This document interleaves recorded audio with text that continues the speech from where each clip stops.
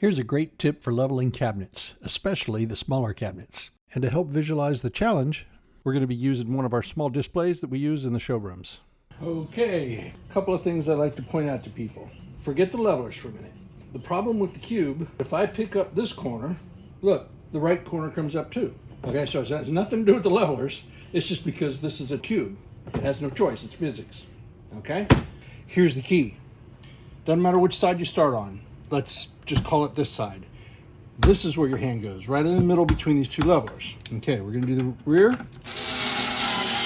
I'm not gonna push hard. I've just got a little weight on it, just a little. I'm gonna go way up.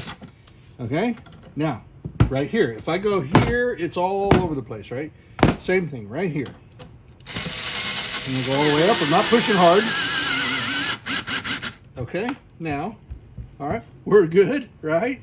Now, you would think I'd go over here. No. Okay, you see what's going on? And also, if I lift this corner up, check out what happens. Look, now my back is off the ground. That's not good either. Okay, so forget all that. Once you're level here, your hand stays here. Now you come over here, front or back, doesn't matter. Okay, now you'll see this came up, right?